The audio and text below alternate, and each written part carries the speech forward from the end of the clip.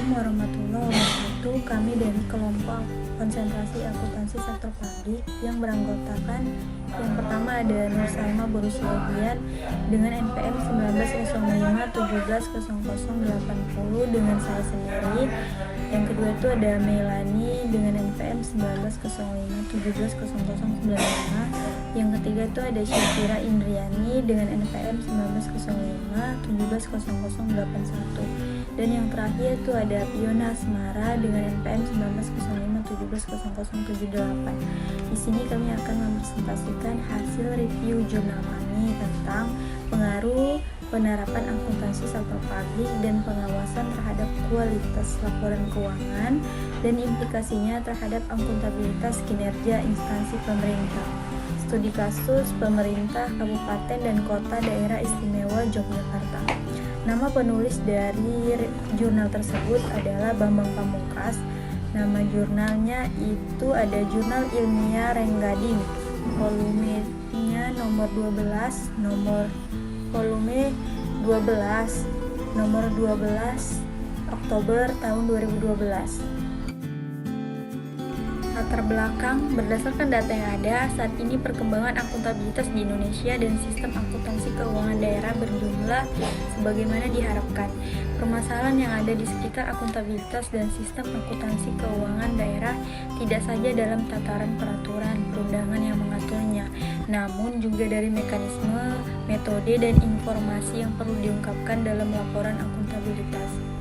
Hasil evaluasi nasional terhadap laporan akuntabilitas kinerja pemerintah atau LAKIP tahun 2001 dan tahun 2002 yang dilakukan Badan Pengawasan Keuangan dan Pembangunan atau BPKP, didapati bahwa tingkat kepatuhan instansi dalam mengimplementasikan LAKIP sampai dengan akhir periode Desember 2002 masih rendah, yaitu baru sejumlah 30,60%.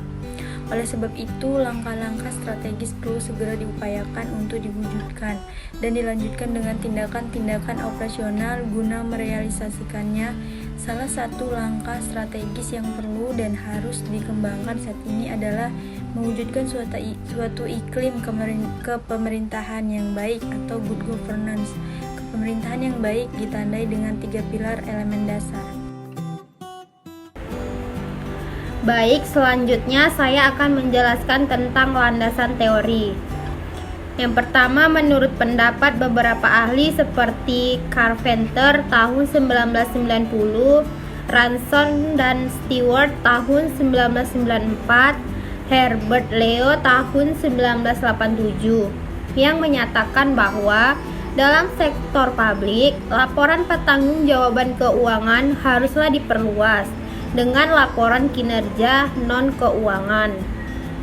Yang kedua, menurut Boynton tahun 2001 dan Granov tahun 2001, laporan keuangan yang tidak disajikan sesuai dengan standar akuntansi keuangan akan tidak bermanfaat dan pengawasan keuangan yang menyandarkan kepada penerapan standar akuntansi keuangan akan dapat meningkatkan kualitas laporan keuangan.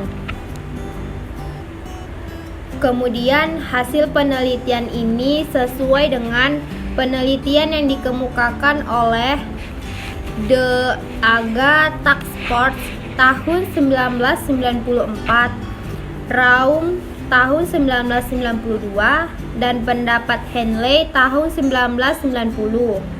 Yang dalam kesimpulannya menyatakan bahwa dalam rangka menunjukkan akuntabilitas kinerja, maka antara lain diperlukan akuntabilitas keuangan yang dapat mengukur dan menilai upaya capaian hasil. Pendapat yang senada dikemukakan oleh IAFC dalam IPSAS 1 tahun 2000 paragraf 13.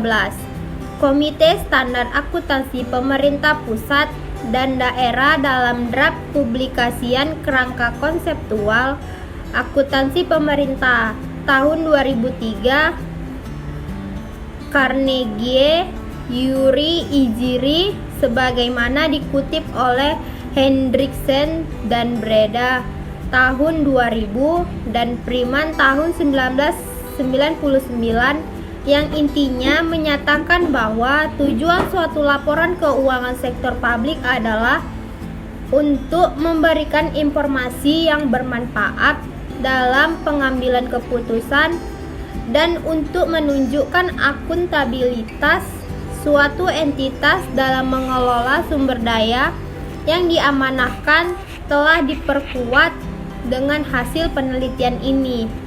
Kemudian yang terakhir menurut Sugianto tahun 1995 melalui persyaratan penyusunan sistem akuntansi pemerintah menyatakan bahwa sistem akuntansi harus diselenggarakan dengan cara yang memungkinkan pemeriksaan oleh aparat pengawas eksternal dan menyediakan informasi yang dibutuhkan untuk pemeriksaan. Selanjutnya yaitu tujuan penelitian, yaitu ada dua. Yang pertama, memperoleh pengetahuan atau penemuan baru terhadap implementasi akuntabilitas terhadap instansi kinerja pemerintahan. Yang kedua, bertujuan untuk menganalisis pengaruh penerapan akuntansi keuangan sektor publik dan penerapan pengendalian kualitas laporan keuangan pemerintah dan akuntabilitas kinerja instansi pemerintah. Metode penelitian yang dipakai yaitu penelitian yang dilakukan merupakan tipe penelitian kausalitas, karena dalam penelitian ini berusaha untuk mencari jawaban mengenai hubungan antar variabel yang dipilih. Selanjutnya saya akan membahas tentang subjek penelitian. Nah, yang pertama itu ada populasi dan sampel. Berdasarkan jumlah populasi sasaran yang ada, yaitu 88 instansi setingkat eselon 2 dan tingkat pemerintah kabupaten atau kota, maka anggota populasi terdiri dari para pejabat dan staf yang terkait dengan akuntansi dan akuntabilitas kinerja instansi pemerintah. Nah, yang kedua itu ada teknik pengumpulan data.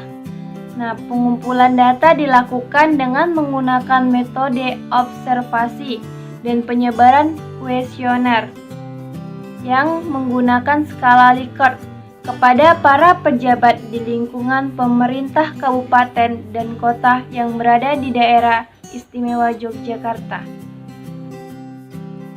Nah, selanjutnya ada teknik dan analisis data. Dalam penelitian kausal, sering terjadi hubungan korelasional antara variabel keadaan yang sesungguhnya. Untuk mengatasi hal tersebut diperlukan dua pengujian, yaitu uji validitas atau test of validity dan uji keandalan atau test of reliability untuk menguji kesungguhan jawaban dari responden. Sedangkan dalam analisis data dilakukan dengan yang itu ada analisis validitas dan reliabilitas instrumen penelitian tentang penerapan pengawasan. Yang B ada analisis validitas dan reliabilitas instrumen penelitian tentang akuntabilitas kinerja instansi pemerintahan. Nah, yang C ada analisis validitas dan reliabilitas instrumen penelitian tentang penerapan akuntansi keuangan sektor publik. Nah, yang D ada analisis validitas dan reliabilitas instrumen penelitian tentang kualitas laporan keuangan pemerintah. Selanjutnya membahas mengenai hasil penelitian. Hasil penelitian menunjukkan 1. Implementasi akuntansi keuangan sektor publik dan penerapan pengawasan mempengaruhi kualitas laporan keuangan. Kedua, penerapan akuntansi keuangan sektor publik dan pengendalian kualitas laporan keuangan pada pemerintah akuntabilitas kinerja. Selanjutnya membahas mengenai kelebihan dan kekurangan dari penelitian ini. Kelebihan penelitian dari jurnal ini adalah berdasarkan ide dan gagasannya, penulis menggunakan dasar teori yang beragam, dan relevan sesuai dengan permasalahan yang diteliti dalam penelitian ini. Selain itu, penulis menggunakan sumber-sumber dan literatur yang banyak sekali, tersusun secara sistematis, dan bahasa yang digunakan mudah dipahami. Berdasarkan beberapa kelebihan ini, dapat disimpulkan jurnal ini layak dijadikan referensi dan sambutan yang baik dari pembaca. Pembahasan berhubungan sekali dengan bagaimana penerapan akuntansi keuangan sektor publik dan penerapan pengawasan terhadap kualitas laporan keuangan pemerintah dan akuntabilitas kinerja instansi pemerintah.